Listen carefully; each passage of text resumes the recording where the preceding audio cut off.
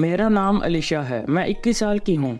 मैं न्यूयॉर्क में रहती हूँ। मैं इस शहर में यूनिवर्सिटी एडमिशन के लिए आई थी और करीब 3 साल से यहाँ अकेली ही रह रही हूँ। मुझे खुद को फिट रखने का बहुत शौक़ है, इसलिए मैं रोज़ सुबह 3 किलोमीटर रन करती हूँ। सिर्फ रनिंग ही नहीं, मुझे और भी बहुत सारे स्पोर्ट्स में इंटरेस्ट है।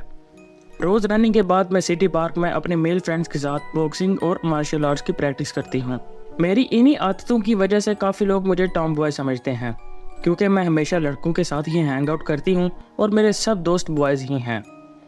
लेकिन आपको ये जानकर अजीब लगेगा कि मैं हमेशा ऐसी नहीं थी। जी हाँ, मैं एक नॉर्मल लड़की ही थी जिसके लड़कियों जैसे ही शौक थे। चलिए, मेरी पर्सनैलिटी में इतना बड़ा चेंज कैसे आया वो मैं आपको बताती हूँ। ये बात 3 साल पहले की है, जब मैंने इस शहर में बस शिफ्ट ही किया था। कॉलेज स्टार्ट करने के साथ साथ मैंने एक पार्ट टाइम जॉब करना भी शुरू कर दिया था। मैं अपने रेंटेड हाउस से 2 किलोमीटर दूर एक डिपार्टमेंट स्टोर में काम किया करती थी। एक रात की बात है, वो करीब 10 बजे का टाइम था। मैंने अपनी शिफ्ट कंप्लीट की और उस स्टोर के मालिक को सारा हिसाब दिया। उसके बाद मैं अपने रूम के लिए निकल पड़ी। डिपार्टमेंट स्टोर से मेरे घर का रास्ता यूजुअली सुनसान ही रहता था और रात के 10 बजे वहाँ कोई पब्लिक ट्रांसपोर्ट या टैक्सी मिलना नियरली इम्पॉसिबल था। इसलिए मैं रोज़ रात पैदल ही 2 किलोमीटर चलकर अपने रूम तक चली जाती थी। इस रात भी मैं पैदल ही जा रही थी, लेकिन मुझे अचानक अनकंफर्टेबल सा फील होने लगा। मुझे ऐसा लग रहा था कि जैसे कोई मुझे देख रहा है। मुझे बहुत अजीब सी फीलिंग आने लगी। मैं नॉर्मल रफ्तार से चल रही थी कि मुझे ऐसा लगा जैसे कोई दबे पाँव मेरे पीछे आ रहा है। मुझे जैसे ही रियलाइज़ हुआ कि कोई इंसान मेरे पीछे आ रहा है तो मैं पूरी रफ्तार के साथ भागी। मैंने पीछे मुड़ कर भी नहीं देखा कि कौन है जो मेरे पीछे आ रहा है। अपने घर तक भाग कर आई और जल्दी से घर का दरवाज़ा बंद कर दिया। मेरी सांस बहुत बुरी तरह चढ़ चुकी थी और मैं बुरी तरह हाँप रही थी कि तभी अचानक मैंने देखा कि एक अजीब सा आदमी मेरी खिड़की पर नॉक कर रहा है। वो पागलों की तरह हंस भी रहा था। मुझे यकीन नहीं हुआ कि मैं जिस इंसान से बचकर यहाँ तक आई हूँ वो मेरे घर तक आ चुका है। मैंने जल्दी से उस खिड़की का कर्टन डाउन किया और रोने लगी। मुझे समझ नहीं आ रहा था कि मैं क्या करूँ। तभी वो आदमी मेरे रूम की दूसरी खिड़की से अंदर झांकने लगा। मैं जल्दी से उस खिड़की को भी बंद कर दिया ताकि वो अंदर ना झांक सके। मैं अभी सोच ही रही थी कि मैं क्या करूं, तभी वो आदमी मेरे दरवाजे को जोर जोर से पीटने लगा। मैं बहुत ज़्यादा डर गई। वो बुरी तरह हंस रहा था और मेरे दरवाजे को पीट रहा था। मैंने जल्दी से पुलिस को कॉल की और अपनी सिचुएशन बताई। पुलिस ने कहा कि वो अभी निकल रहे हैं और 5 मिनट तक वहाँ पहुँच जाएंगे। धीरे धीरे उस पागल आदमी का हंसना और डोर लॉक होना बंद हो गया। मेरी जान में जान आई।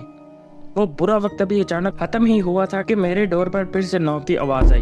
मैं पहले तो डर गई, लेकिन उसके बाद मैं हिम्मत करके दरवाजे के पास आई और आकर पूछा, कौन है? कौन है? मुझे बाहर से एक औरत की आवाज़ आई और उसने कहा, पुलिस।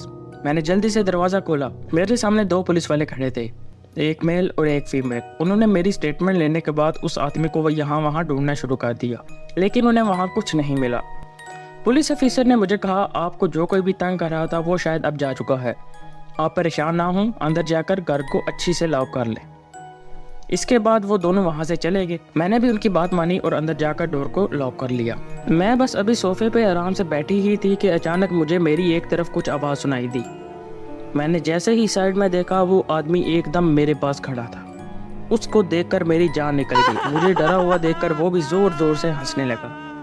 तभी मैं जोर से चिल्लाई और उसे बचने के लिए भागने लगी। उसने जल्दी से छलांग लगाई और मुझे जमीन पर गिरा दिया। वो पागलों की तरह हंस रहा था और मेरे ऊपर चढ़ गया था। तभी अचानक मुझे में पता नहीं कहां से हिम्मत आई और उसके मुंह पर मैंने जोर से मुक्का मार दिया। वो दर्द की वजह से चिल्लाया, मेरे ऊपर से नीचे गिर गया। यही वो वक्त था। मैं वहाँ से भागी, खुद को बाथरूम में लॉक कर लिया और लकीली मेरा फ़ोन मेरे पास था। मैंने जल्दी से पुलिस को कॉल की और उनको जल्दी आने को कहा। पुलिस जल्द ही आ गई। उन्होंने मेरे घर का दरवाज़ा तोड़ा और उस आदमी को पकड़ लिया। फिर उन्होंने मुझे भी बुलाया, ये कहकर कि अब सिचुएशन कंट्रोल में है, आप आ सकते। पुलिस ऑफिसर इसको अपने साथ ले गए और उस दिन मुझे रियलाइज़ हुआ कि सेल्फ डिफेंस कितना ज़रूरी है। मैंने उस दिन के बाद अपने आप को फिट रखने और स्ट्रॉन्ग रखने का फैसला किया। आज जो 3 साल बाद आप लड़की देख रहे हैं वो उसी इंसिडेंट का नतीजा है।